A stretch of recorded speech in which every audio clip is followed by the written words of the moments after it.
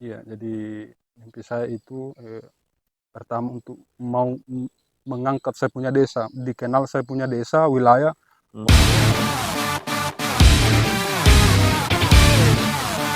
Assalamualaikum warahmatullahi wabarakatuh. Selamat sore para warga desa yang bijak.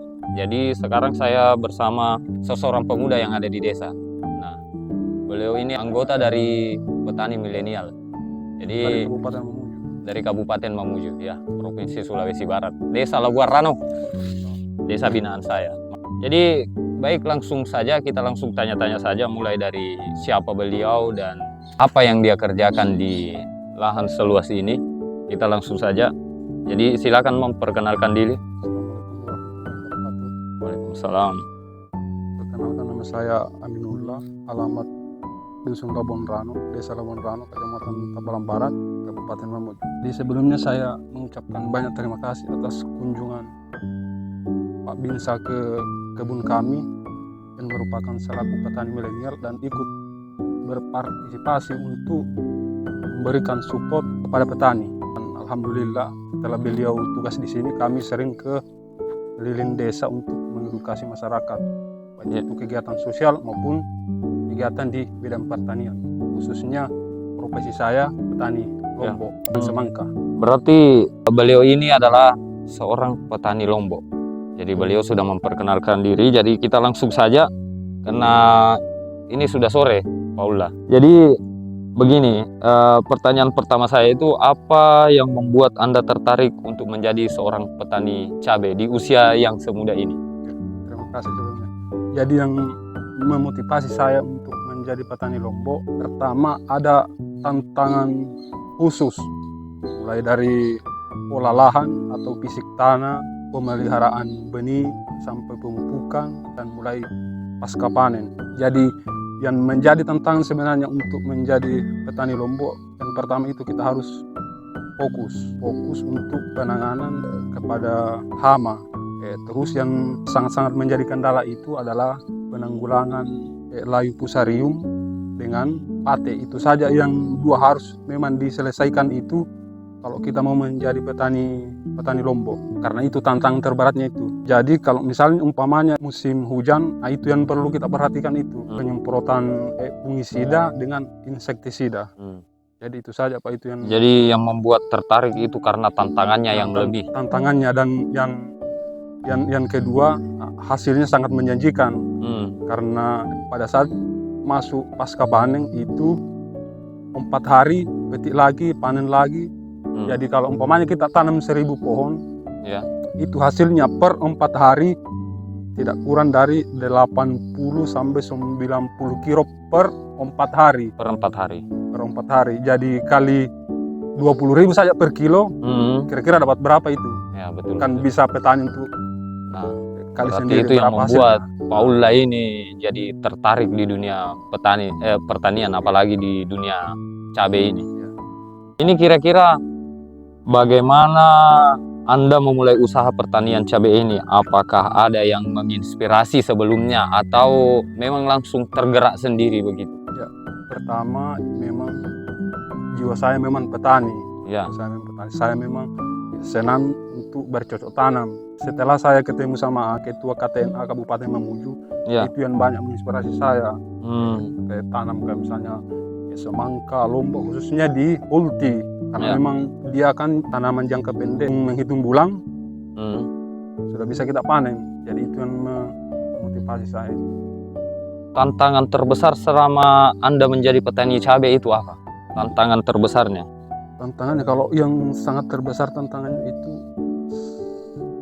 hampir tidak ada, cuma itu yang kalau musim hujan, hanya itu yang perlu kita perhatikan, itu yang saya sebutkan tadi itu, pate dengan layu fusarium. Tapi itu kan bisa diatasi dengan menggunakan beberapa produk yang dijual di toko-toko tani, baik insektisida maupun fungisida. Nah kita itu semprot secara rutin per 2 hari kita semprot lagi, itu bisa kita atasi itu. Terus kan tadi Paula bilang ini bahwa dasarnya memang seorang petani. Jadi apa perbandingannya bertani tanaman lain dengan cabai? Maksudnya apakah ada lebih mudah cabai atau lebih menjanjikan dan lebih menghasilkan dan lain-lain? Iya. Jadi tiap-tiap tanaman itu kan pasti punya tantangan tersendiri. Nah, Lombok kan lain juga cara budidayanya karena kan dia menghitung hari sudah panen. Jadi kalau misalnya tanaman kakao atau vanili itu kan menghitung tahun baru panen, 2 sampai 3 tahun baru masuk panen. Sementara Lombok mulai awal tanam bulan setengah sudah masuk pasca panen, itu sudah masuk pemetikan pertama, dan mulai seterusnya itu per 4 hari sampai 4 bulan pemetikan terus itu dilakukan. Berarti ini sudah pakai teknologi ini? Iya, masih semi modern. Semi modern. Jadi kedepannya itu yang kita mau program nanti, bagaimana itu di desa-desa bisa juga menjadi petani teknologi, bukan lagi manual. Semi tradisional. Ya, betul. Kedepannya nanti mudah-mudahan, kan sekarang Pak Dandim juga kan sudah mulai memperhatikan masalah pertanian. Dia mau ke, insya Allah hari Sabtu mau ke desa Labuan Raya kalau nggak salah. Mudah-mudahan bisa memberikan edukasi apa segala macam. Nah, kedepannya juga petani desa itu bisa membuat kalau perlu greenhouse. Greenhouse kita buat supaya betul-betul itu petani mendapatkan hasil yang signifikan. Berarti pasti ini tersentuh oleh teknologi pertanian. Jadi bagaimana peran teknologi dalam membantu usaha dalam pertanian cabai ini? Maksudnya apa perannya sebuah teknologi untuk membantu para petani cabai? Jadi teknologi untuk mengurangi sedikit aktivitas kerja. Kalau umpamanya kita menggunakan teknologi, misalnya kita menggunakan selang drip irigasi tetes toh. Irigasi tetes. Otomatis kan pada saat musim kemarau kan kita tidak menyiram lagi. Karena kita tinggal buka kerannya, airnya kan jalan sendiri. Itu yang mau kita program ke depannya. Mudah-mudahan akhir tahun ini saya bisa program, saya jadikan contoh di kebun ini kan sekarang ini masih manual. Jadi mudah-mudahan di akhir tahun saya bisa pakai teknologi dengan sistem irigasi tetes. Itu yang kami mulai bicarakan bersama Ketua KTNA Kabupaten Mamuju, Adinda saya Muhammad Fadil. Nah, kedepannya memang kita harus menggunakan teknologi supaya kita bisa bercocok tanam baik itu lombok maupun semangka, melon skala besar. Nah, karena dibantu dengan teknologi modern. Nah, kemudian juga daya kekuatan juga bisa. Daya capeknya, maksudnya bisa dikurangi. Bisa dikurangi. Betul. Kalau teknologi. Dengan masuknya di dalam komunitas ini, apa pengaruhnya sebuah komunitas kepada terlibat langsung kepada para petani? Iya, betul ya. Jadi manfaatnya itu banyak sekali. Pertama itu kan mulai dari kalau kita masuk anggota, kalau masalah bibit, pembibitan itu kan saya kan biasa dikasih gratis sama ketua KTNA saya. Terus pembinaannya sangat luar biasa, dan yang saya tidak tahu saya menjadi tahu. Ya, betul. Karena dia sering berkunjung ke desa saya, terus memberikan ilmu bagaimana caranya kita itu mengolah lombok dengan hasil yang maksimal. Artinya tanaman yang kita tanam umpamanya 1000 pohon itu mencapai target. Bukan cuma jumlah batangnya banyak tapi tidak produktif. Sedikit ditanam tapi banyak produktif. Itu pengaruhnya sebuah komunitas. Dan info-info update juga mereka punya. Ya, update juga, dan pasar juga kita tidak terkendala karena sudah diakomodir sama ketua KTNA Kabupaten Mamuju. Jadi cara memasarkan hasil cabai ini sudah dikoordinir oleh ketua KTNA ini. Iya. Apa sebenarnya motivasi atau nasihat untuk anak-anak muda di luar sana?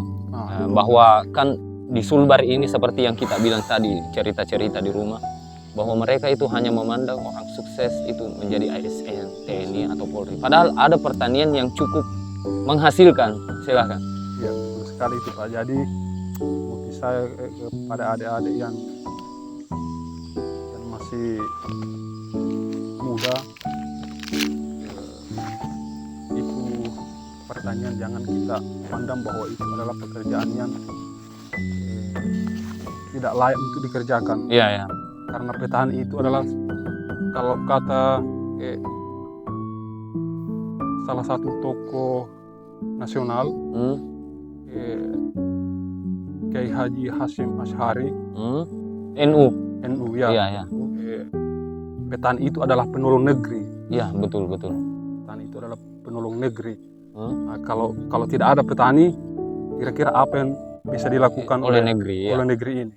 Karena petani itu kan memberikan juga suatu kontribusi. Iya, betul. Kepada Kontribusi besar. kontribusi besar kepada negeri ini.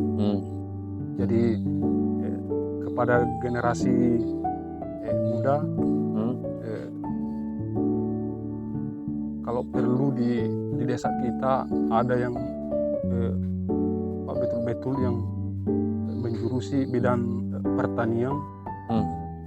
Kalau bisa bantulah petani-petani untuk mengedukasi. Ya, mengedukasi. Dan terus kalau bisa usahakan di desa kita nanti untuk generasi anak muda ada yang pelopori kuliah bahkan sampai S2-nya untuk di bidang pertanian, supaya kedepannya nanti desa kita tidak kewalahan lagi untuk membina para petani. Iya. Membina para petani di desa kita, khususnya di desa Labuan Ranu, dengan menggunakan teknologi modern seperti daerah-daerah maju kayak misalnya di Jawa, di Bali. Betul. Kan mereka itu sudah melakukan teknologi maju pertanian modern. Betul. Jadi ini kan dalam pertanian itu ya tidak mungkin akan sukses terus. Iya. Pasti ada gagalnya walaupun hanya sekali. Nah, bagaimana cara Bapak Ulla ini memotivasi diri dan menyemangati diri supaya tetap konsisten begitu di dunia pertanian cabai? Ya, betul sekali. Jadi memang ada waktu yang memang kita hasilnya tidak produktif karena cuaca ekstrim. Misalnya kemarin beberapa tahun yang lalu kan ada kena bencana di Indonesia, namanya itu El Nino kalau tidak salah. El Nino itu kan musim hujan terus, itu kan namanya bencana alam. Dan memang kita sebagai manusia kan terbatas untuk itu, karena memang itu kan satu bencana. Iya, betul. Bencana alam. Iya. Bencana alam, tapi bukan berarti bahwa hari ini kita gagal, besok mau gagal lagi, tidak. Jangan kita memakai prinsip seperti itu. Namanya petani ya harus semangat terus. Iya. Apa yang Bapak Ulla harapkan dari pemerintah atau organisasi lain ini untuk mendukung petani muda seperti Anda? Ya, pertama harapan saya pada pemerintah untuk memperhatikan terutama desa kami ini, bagaimana untuk mengembangkan tanaman cabai ini, semangka, supaya desa kita ini betul-betul bisa menjadi penghasil ulti di desa Labuan Ranu ini, bisa dikenal karena petaninya betul-betul memang hebat untuk mengelola tanaman lombok dengan semangka. Terus apa impian Bapak Ulla ini, kemudian mimpi ke depan untuk usaha pertanian cabai? Iya, jadi mimpi saya itu pertama untuk mau mengangkat saya punya desa, dikenal saya punya desa, wilayah, bahwa betul-betul yang pertaniannya itu betul-betul sukses dan berhasil. Dulunya kan desa Labuan Ranu tidak terlalu dikenal kalau di sektor pertanian. Desanya sih dikenal, cuma di sektor pertaniannya masih kurang. Jadi saya mau angkat ini, salah hari Sabtu kan, kalau tidak ada halangan Pak Dandim, kalau tidak salah itu Pak Binsa baru pertama kali ya betul desa Labuan Ranu. Iya. Untuk melihat tanaman saya. Iya, betul. Pertama kali Pak Dandim itu mau ke desa Labuan Ranu. Sebenarnya masih banyak pertanyaan lain, cuma next kita akan berbincang lagi ya. Nah, ini hanya sekedar pembuka supaya bisa memotivasi teman-teman pemuda di luar sana agar tidak memandang sebelah namanya petani, bahwa petani itu penghasilannya saja yang cukup wah. Seperti tadi yang dikatakan 83 kilo per 4 hari. Dikali saat ini harga cabai 25.000 sekarang. 25.000. Tapi saya selalu ambil yang di bawah, harga yang paling di bawah. Tidak pernah saya naikkan. Kalau misalnya harga 40-50 itu kan bonus. Ya, betul. Tapi saya selalu kali dengan harga standar. Kan kalau lombok itu harganya paling di bawah itu kan 20.000 per kilo. Nah, tapi kemarin saya masih sempat itu jual 40.000 sampai 40.000 per kilo di bulan puasa. Dan disitulah Nah, pertama kalinya cash cash. sebuah motor. Sebuah motor. Luar biasa sekali. Oke, para warga desa yang bijak, jadi itu saja perbincangan saya dengan warga desa binaan kami di Desa Labuan Rano, Paula, salah satu anggota dari petani milenial yang dibawa naungan komunitas KTNA, komunitas Tani Nelayan Andalan.